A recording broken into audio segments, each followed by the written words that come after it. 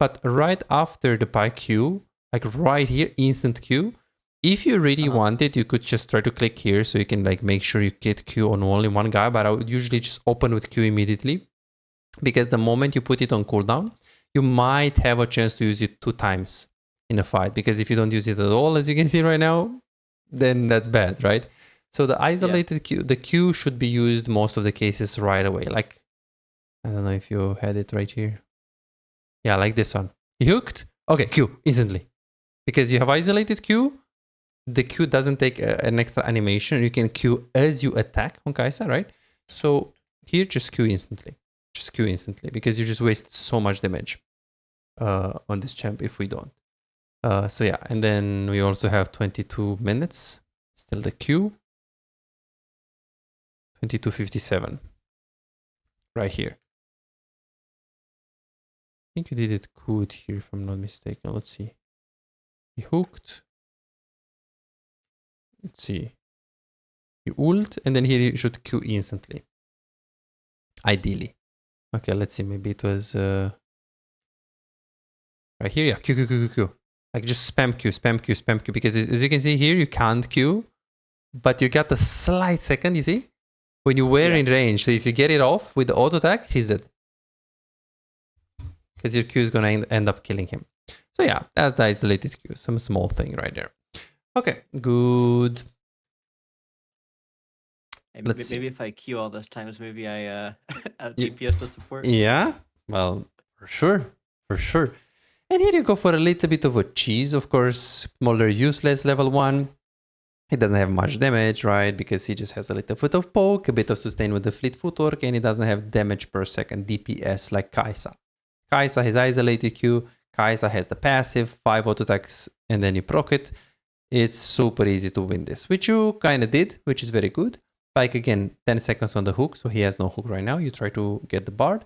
And usually when the bard is, the pike is actually walking up like this, I like the Q on the minions so you can get all of them. But if pike is there, that means his hook is about to come up, right?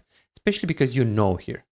10, 9, 8, 7, 6, 5, 4, 3, 2. His hook is on 2 seconds. So we should be here, or here, or here. I'm not saying you should be here because that's crazy. 1, you get killed by bard. 2, you're tanking all of these minions.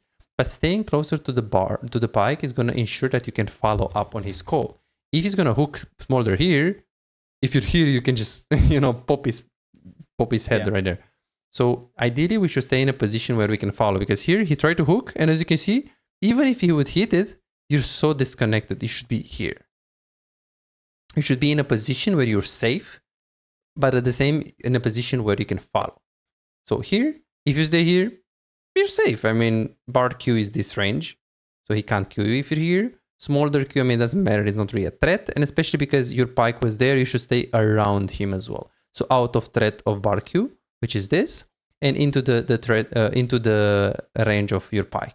So this is perfect position, challenger positioning right there. Okay, then you actually missed a few like openings right there. And here, same thing. Be sure you stay in a position where you can follow, because if bard goes here and he gets hooked here, you're super disconnected with the call. So the perfect positioning right here is around the pike, right here, right here, right here. Not too close to the enemy minions, because you're gonna tank them if you hit the smolder, but close to the pike and close to your own minions, like here. Or here. This is the positioning based on the support. Because you see that? Now I have to run like 10 years to get to the board. Yeah. This is, and here you can just flash Q. Flash Q auto. Because this is a bard. He has ignite, so he doesn't have barrier like an AD carry, and they don't have the heal, right? The summon a spell heal. So if you flash on him, he's dead. Is there any reason why I didn't flash on him?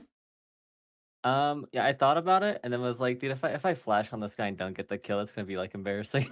You see, well, yeah, like, that's the kind of the worst thing that you can do in League of Legends, to kind of be like, oh, I'm not gonna do it because if I flash on it and I'll look embarrassed. Yeah, but that's the thing. That's how you learn. you go in, you flash, and you're saying, oh shit, I didn't kill him. That was a bad decision. Are you an AD carry main who feels like no matter how well you play, win the lane, make good decisions, play mechanically well most of the times, but you still have no real impact? You crush it one day, win 5 games in a row and feel unstoppable, but the next day you lose every single game and start doubting yourself. Am I even a good AD carry? What can I do if enemy top lane and mid lane are so fed? Imagine a world where you never let the lead slip away. You know exactly how to push your advantage, exactly when to rotate at the right time, and how to control objectives so you can snowball the game. A world where, as AD carry, you don't feel forced to make risky plays and you don't drop your lead. But you don't have to imagine it, you can make it a reality. This is Martin. He was grinding games, watching guides, and trying his best, but none of it seemed to work. The problem? He was focusing on the wrong things. You don't improve just by playing more games, you improve by fixing the small mistakes that cost you wins. And that's a problem that most AD carry face. From Platinum 3 to Diamond in 2 months. Billy found himself making the same mistakes over and over again, engaging at the wrong time or mispositioning in teamfights, dying for no reason, and he even knew some of the mistakes but he didn't know how to fix it. He would find himself guessing what to do next, unsure whether to push, rotate or fight while feeling completely lost in the mid game. Now, he knows exactly what to do at every stage of the game and his results speak for themselves. Silver to Emerald in a month. Shaquille went from Diamond 4 to Challenger. Alex went from Gold to Grandmaster, and they are not alone. They are part of a growing community of over 3,254 players who have taken coaching and transformed their gameplay. But here is the truth. This was not overnight and it was not effortless. Shaquille spent 2 years grinding to reach Challenger, not by playing more, but by playing smarter. Alex dedicated 26 months refining his skills and climbing to Grandmaster once he started focusing on what actually matters. So no, this is not a one session and you'll climb instantly, promise. If you're looking for that, if you're looking for a shortcut, this isn't it. But if you're willing to put in the time, willing to put in the effort, apply the right mindset and focus on the details that actually matter, this is the proof that coaching actually works. You're closer to being a great AD carry than you think. Most players just need to uncover what's actually holding them back. That's it. You could keep grinding, watching random guides and hoping for progress, but how much time will you waste before realizing something is missing? You could finally find the real mistakes that have been keeping you stuck and start making real progress. You have already put in the effort. Now let's make sure it pays off. Book your coaching session now at bizaz.com. So next game, I wouldn't, if I'm in the same situation, I wouldn't flash. But in this case, he's low. So you'd for sure get the kill.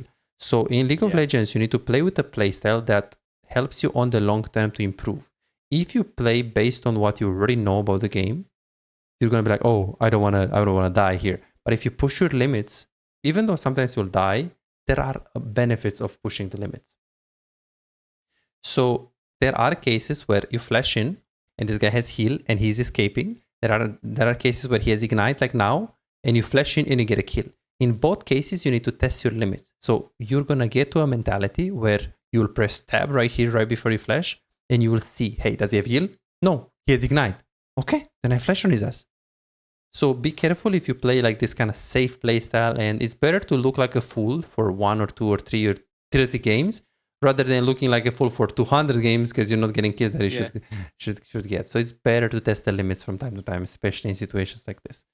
Okay, and now of course we do some like you. I mean, I wouldn't ward here. I mean, your jungle is on the pro buff, so I wouldn't personally ward. If he wasn't, then I would ward. But now he's behind them, so it's kind of good. Also, like face checking this brush in general. If Bard is here in the lane and you don't have jungle, it's a bit crazy because enemy jungle could be here. But in this case, face checking the brush is absolutely fine. You have Kindred in the enemy jungle, so all good. Then you push. The only thing right now is that you need to understand how Pyke works. The way you play with the wave management, it looks like you didn't play much support. If I play Pyke, I want the wave in the middle. I want to stay into the brush and hook them. Okay. If I play Xerath, I can push them under the tower because with Xerath, I can poke them under the tower.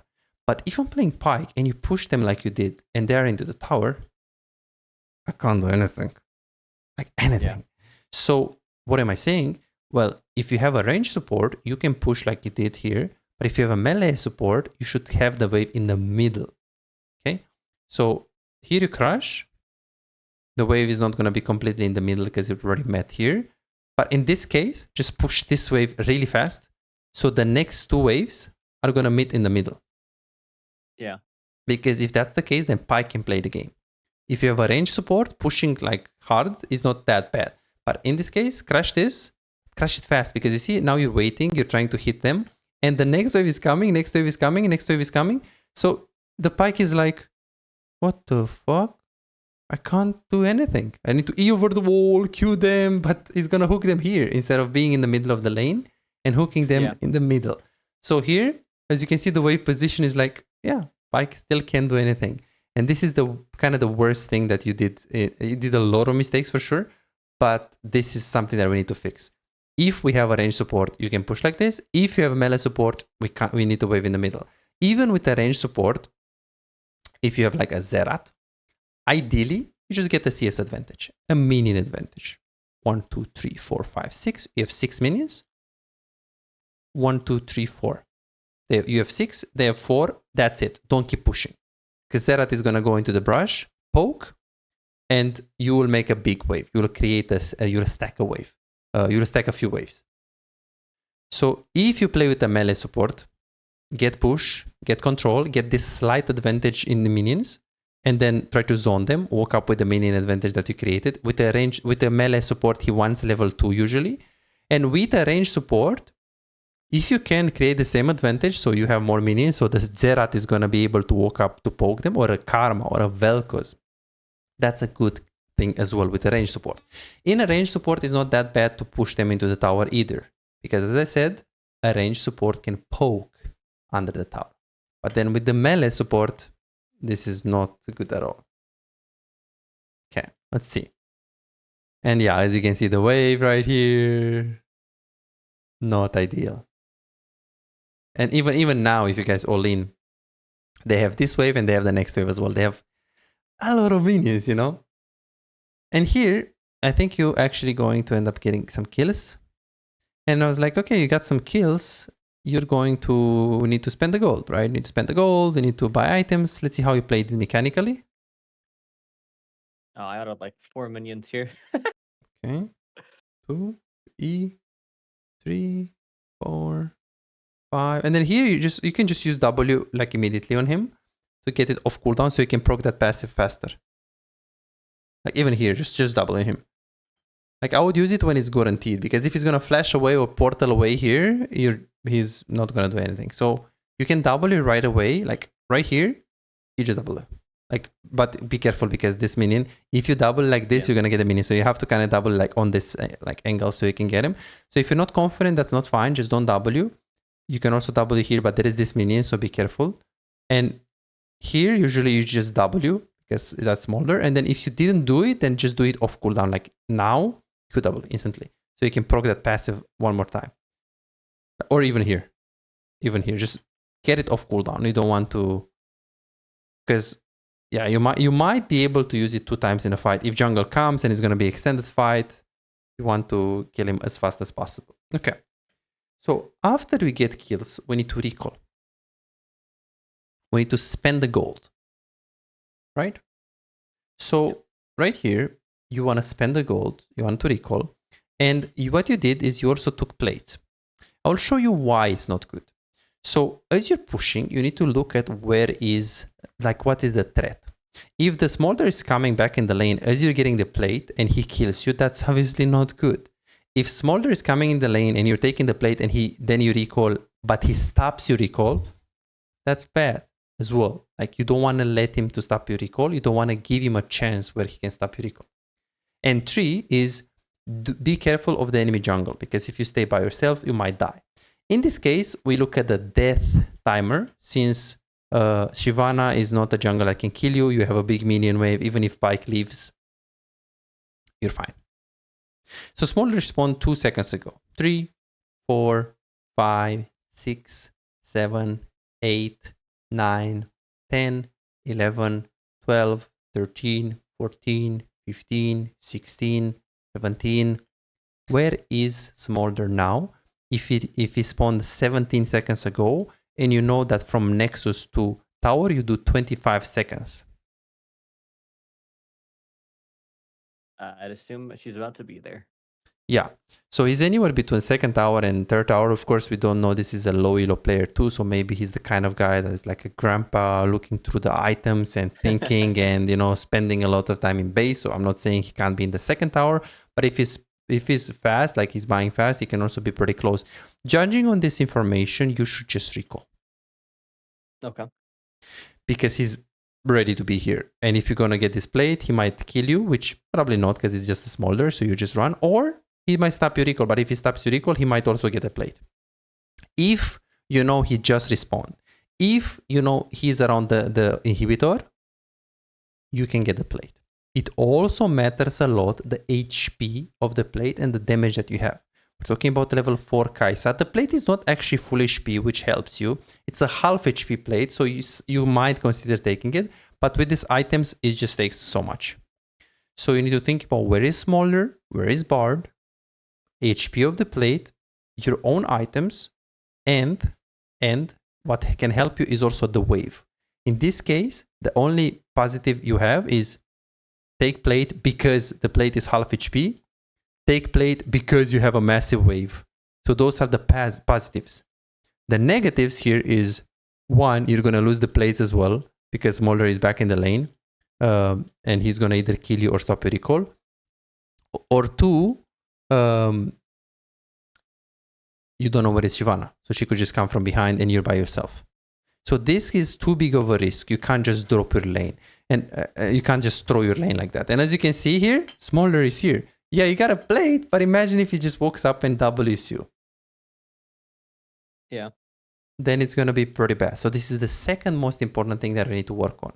Recall timings and plates. Can I take the plate? And you have to always have on your mind the death timer and the jungle threat, of course. Like if you're low, don't do that.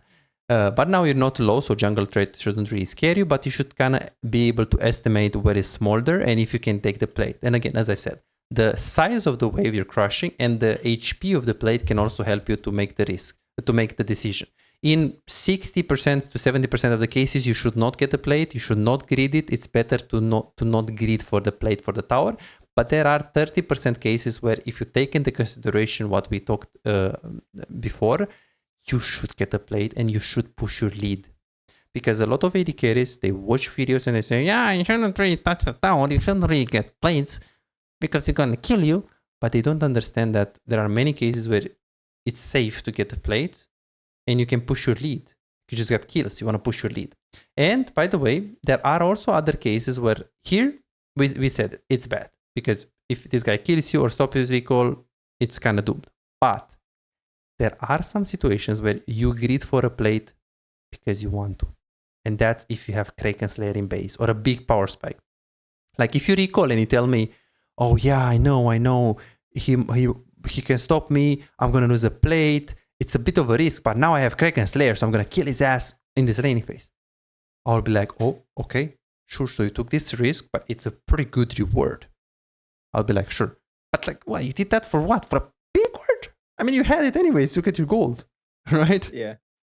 And yeah, I would not buy pink words. You're buying a lot, and it's very bad. Pink words on AD carry, you pay 75 gold, you give away 30 gold to them, to the enemy team. I would not recommend it for sure. I would not recommend the pink word. So 1 every 5 bases, maybe. Yeah, maybe just go get one or just get none. I wouldn't really waste my money for the control words. Okay, then here we're chilling a little bit. Keep it away here. You're slow pushing, which is amazing. And you're slow pushing. And right now we see that your wave is slow pushing into them. And at the moment we see Shyvana on the river with the Kindred. In this state right here, I would ask myself, do I need to be on the river? Well, as I said, when you have a pike, you don't like the wave here, especially in a situation where Kindred, do you see him? He's invading. Yeah. So what should you be doing right now? I think at this point, my thought was, well, if I can just maybe push the wave a little bit farther and then make it so Smolder goes, she loses stuff, and then just follow after. Exactly, exactly. But you need to push as fast as possible, right? Yeah. Because look what you did.